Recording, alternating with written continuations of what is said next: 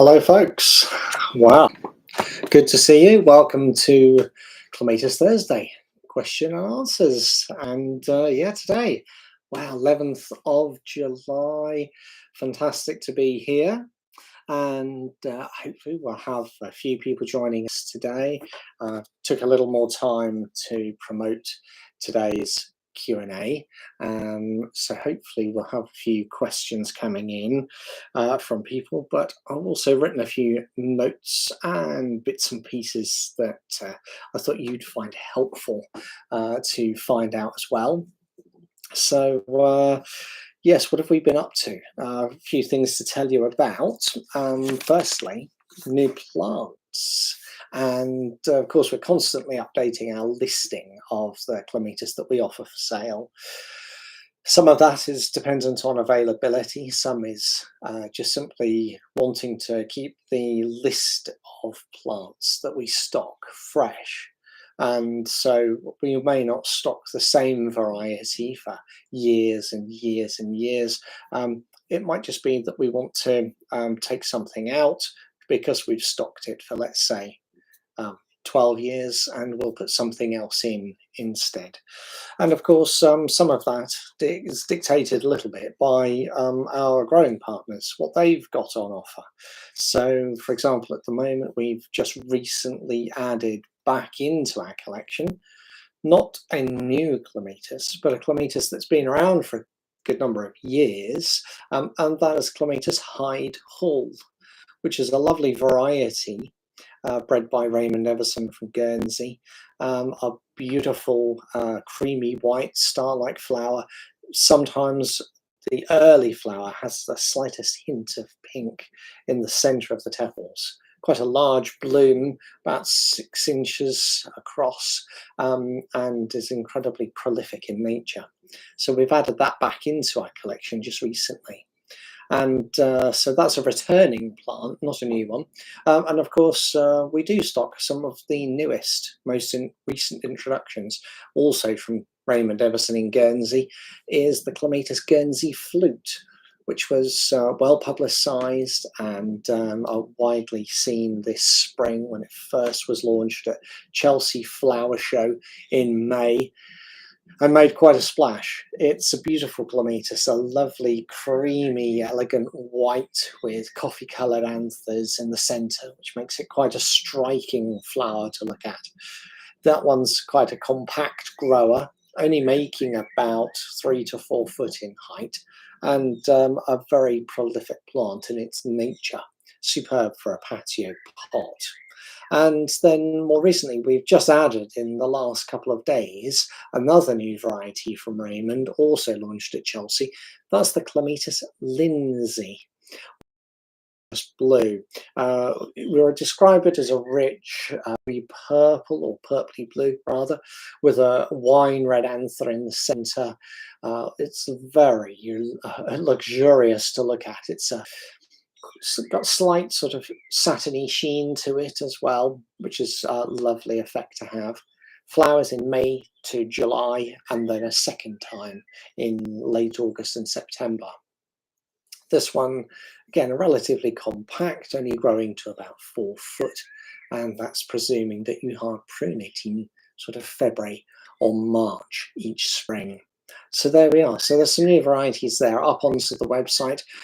New varieties, Guernsey Flute and Lindsay, launched this year at Chelsea and returning to our collection for the first time after a few years away is Clematis Hyde Hall.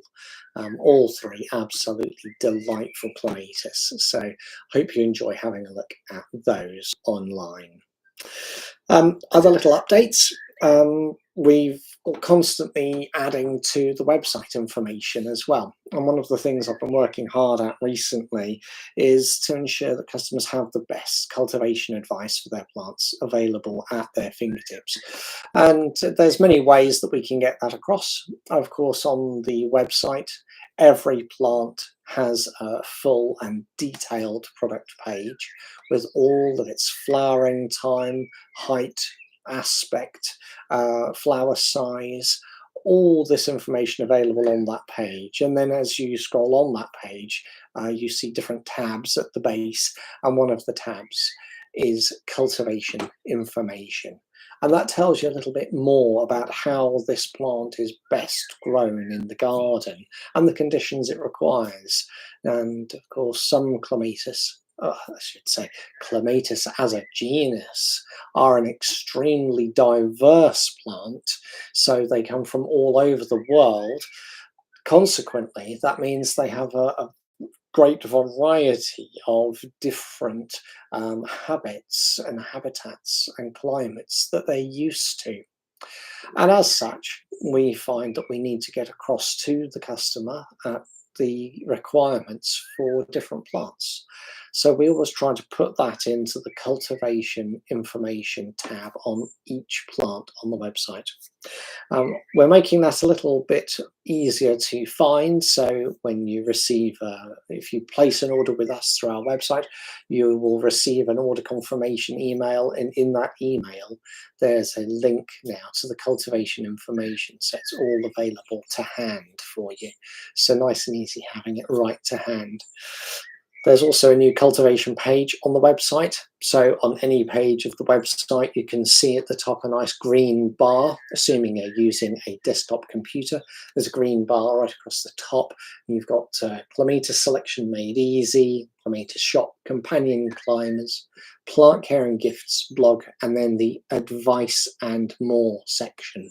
And if you look in the Advice and More section, you'll now find cultivation advice. Quite a long page, because of course there are a lot of clematis with different needs and wants and desires for their cultivation. So it's quite a long page, but it's informative.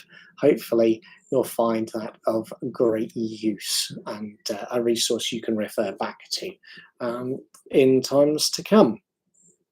Also, of course, we respond to customer requests, and one other aspect of the website, which is just been added, and indeed I've just been adding more to it this morning, is to have categories for clematis. So when you go into the website and you look, for example, at that green bar at the top, you've got lots of different categories. Clematis Selection Made Easy. In there, our subcategory is things like clematis attractive to bees, award winners, beginners clematis, clematis or collector's corner, things like this. So it's easy for people to find what they're looking for. And a couple of people have mentioned they just wanted to see all clematis that were group 3, hard prune types or light prune types. And so I've added those 3 categories for the 3 different pruning types of clematis.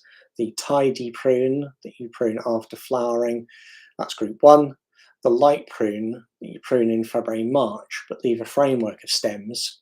And the hard prune that you also cut in February and March, but that you cut right back to about 6 to 12 inches from the soil. So I've added those groups. I'm adding plants to them. It's quite a big job to do that, so bear with me whilst I get that completed, but those are there to help customers selecting their plants. So yeah, really looking forward to finishing that off, and hopefully we'll find that that will be really useful for not only existing customers but customers to come as well. And then the last thing to mention here this morning is also photos from customers. So we're very lucky to have consistent feedback from our customers, and it's great to get that feedback.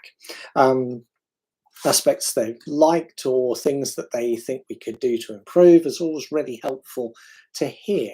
And of course, it's always a real pleasure to receive photos from customers of the plants doing well in their gardens. And we've had a few recently where people have sent in their images of their plants and how well established they are and how much they love their variety that we've sent them. And that's really super. It's so nice to see and to get that feedback. And of course, it's also useful for us. Being a nursery, we can take lots of close-up the plant's flowers so you can see what the blooms look like. We don't have acres and acres of garden to grow these in, so we don't always have established large plants of every variety to photograph. And as such, it's wonderful for us when we receive these images to be able to then use those with permission from the customer on our website. So we've added a few recently. So great thanks to those who have sent those in. But yes, in the Tangutica group, we've added images of Helios and Golden Tiara that were sent in by a very kind customer who's allowed us to use those online. And yeah, it's great to put those on there so you can see plants growing in the garden. So that's those little things to mention. I thought I would mention that while we wait for people to hop online. Now, we don't seem to have anyone join just yet, so I've got actually questions here to answer from Kath, who actually watched last week's video, and she's had messaged me to say, could I answer this if she wasn't able to actually post the question in the comments. So here we are, Kath, a pleasure. And she said she'd really like to know more about growing multiple clematis in one big pot. And that's a great question. Can it be done? And if so, how is it best to do it? So yes, it's essentially that Kath's got 3 small growing clematis, compact varieties, but she'd really like to grow them in one large pot together. And that can be done. And when it comes to actually growing clematis in companionship, they do this very well because in their natural habitat there are no arches or arbors on which they can grow. They're only climbing when they are growing amongst other plants. So they'll be clambering up amongst shrubs and trees and even other climbers. So that's their natural habitat for the most part. And of course, therefore, they'll actually grow very happily in one pot together. Now, how do we do that? That's the next question to ask and to answer for Kath. So really, the only limiting factor on growing clematis in containers is the size of the container. And I would generally say that for most clematis, the minimum pot size would be about 16 inches in diameter and a similar depth. Ideally, I would be looking at a container of about 18 inches in diameter and depth.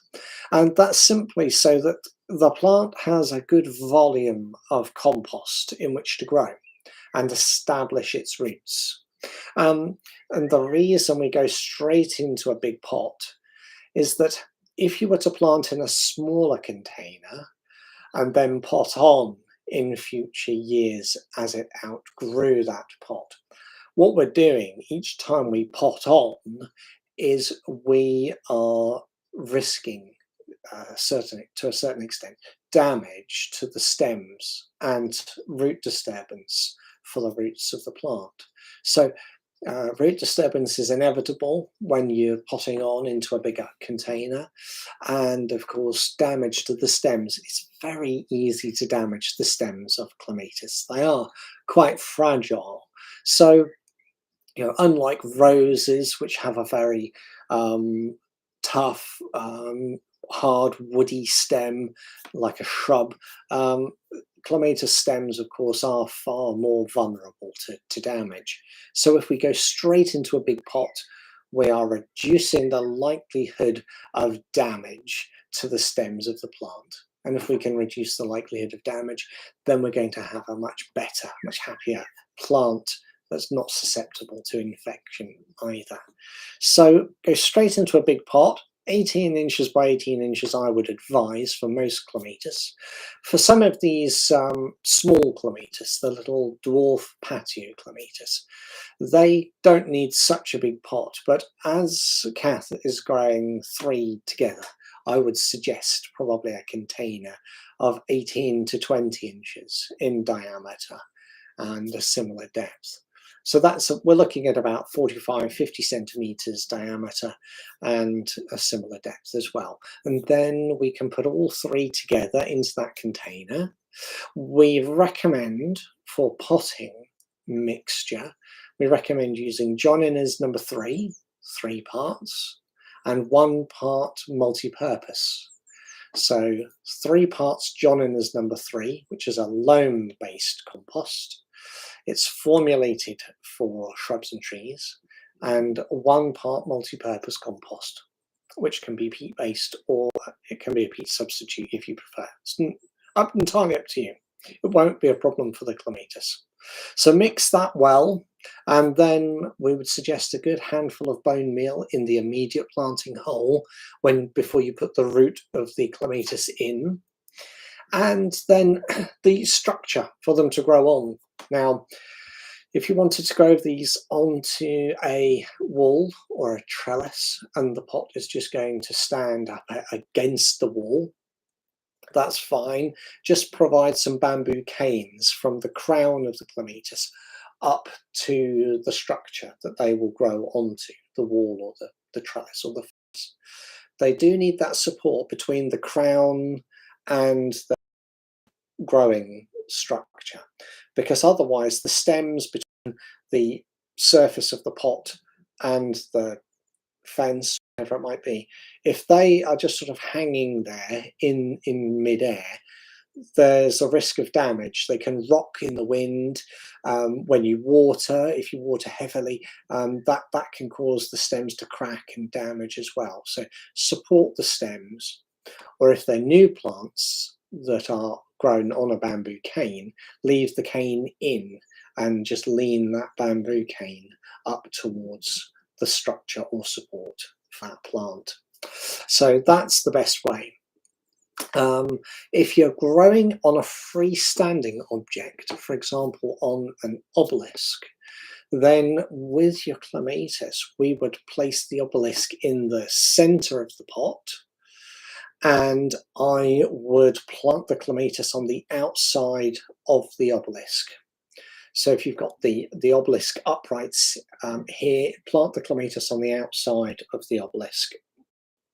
And the reason for that is that as the obelisk gets filled with material, foliage and flower, that any rain that comes will run off the leaf.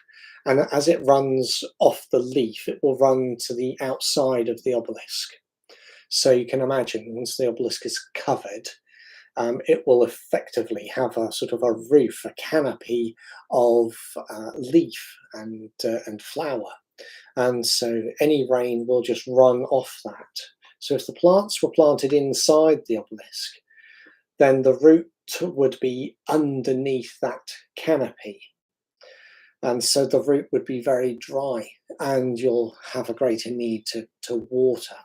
So plant on the outside of the obelisk, rain will run off the canopy onto the roots of the clematis and therefore effectively warming itself when it rains, and the roots won't be so dry. So there we are, Kath. That's the answer for you. And okay, so we've got a few questions here coming in, not on the comments, but I've got some coming in here. Yes, so this was actually a question I got asked the other day. Do we ship to South Africa? Well, I'm afraid we don't ship anywhere outside of the UK anymore, I'm sorry to say. We used to ship all over the world. Indeed, it kept us busy during the winter months, sending plants off to Japan, Korea, all throughout the world. We've sent to Australia, and we've sent to America, but unfortunately no more. It's simply because the cost of ensuring the deliveries and the phytosanitary requirements are so stringent which is quite right, they should be. But consequently simply made the undertaking of sending plants or exporting plants outside of the UK prohibitively costly, not only for us but for the customer. It's just not economically really very viable. So I'm afraid, no, we don't send outside of the UK anymore at all. And then we had a great question from Christopher. And Christopher had sent in a question for us. He'd said that he's pretty convinced that the last 2 clematis I planted, not supplied by you, well, thank you, not to worry, Christopher, I think they have died of wilt. And he's got an excellent free draining soil, always keeps them watered and sun from 10 till 4 each day, and against a brick wall. And he's going to have a go with another large flowered clematis when we had it back in stock. Now, I have actually replied to Christopher on email, and I said that I was very sorry to hear the plants had failed, but that it would probably be a good idea not to plant a large flowered clematis where the failed plants had been. And the reason for that is that the large flowered clematis are the ones that are most susceptible to infection, like clematis wilt. Now, although generally speaking, as long as the area is given a quarantine period of, say, 4 to 6 weeks and it's dug over, it's fine to replant in the same place. But as he suspects it could have been wilt, I've suggested he avoids the large flowered clematis and instead goes for something a little bit more robust that we know are resilient to infection. So I've suggested he tries some of the Viticella clematis. There are quite a lot of Viticella, and in our collection now we have, golly, just over 40, I think it's about 46 varieties of clematis in our Viticella collection now. So they are abundant in their flower, they're very disease and pest resistant, and they're extremely forgiving plants to grow. They don't mind too much the soil type or the aspect. They're brilliant. So I've named a few for them, but just to name 1 or 2 for you, Betty Corning is absolutely beautiful, has a wonderful fragrance as well, a little bell-shaped flower. Blue Angel, its correct full name is actually Błękitny Anioł.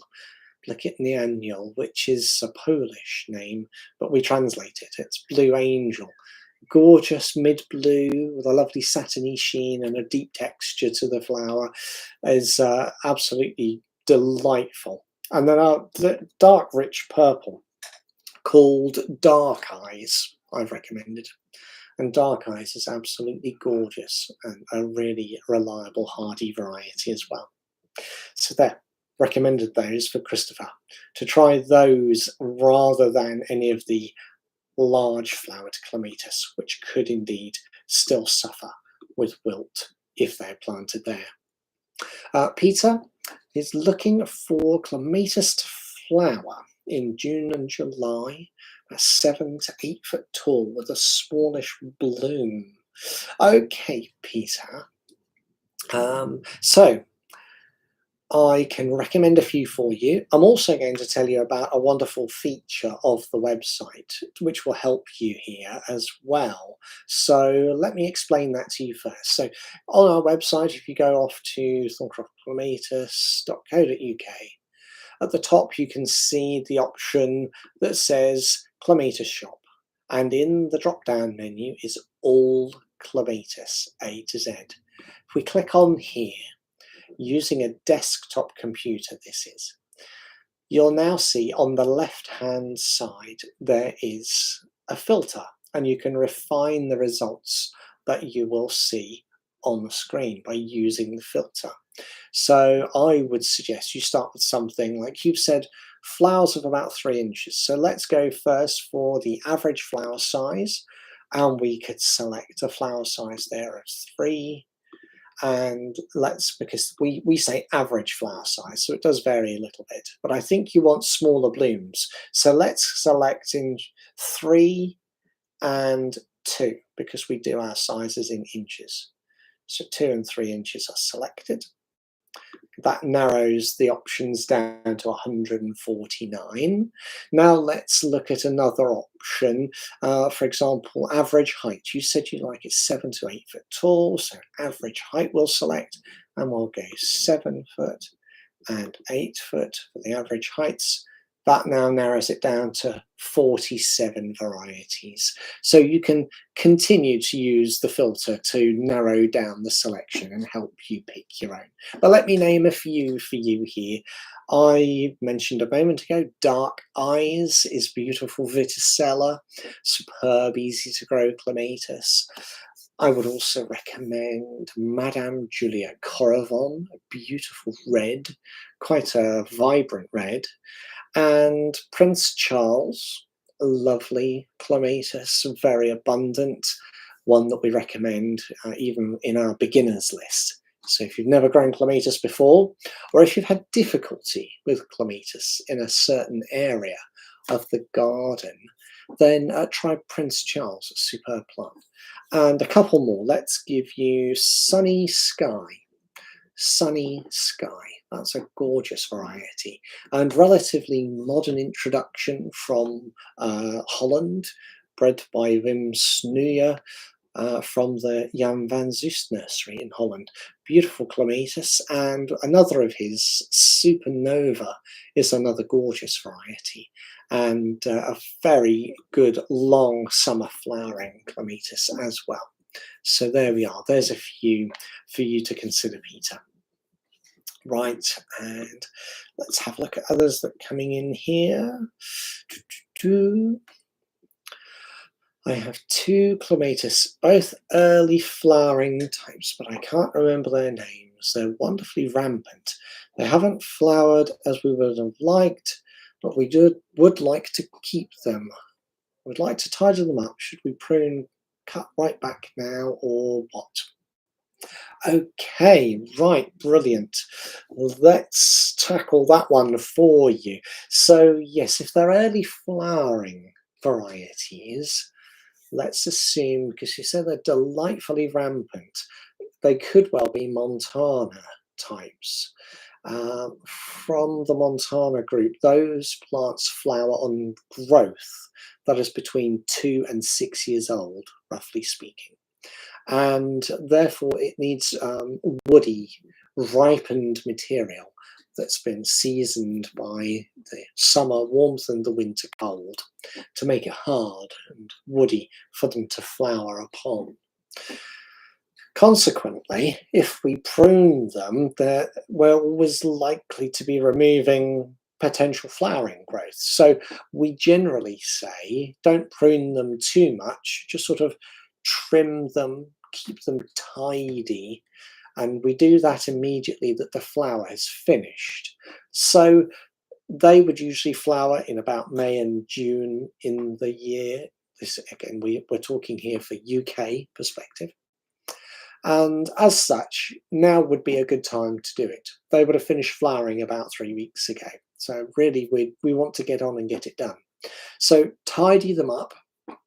Don't cut them down, but just cut them back to reduce the bulk of their growth.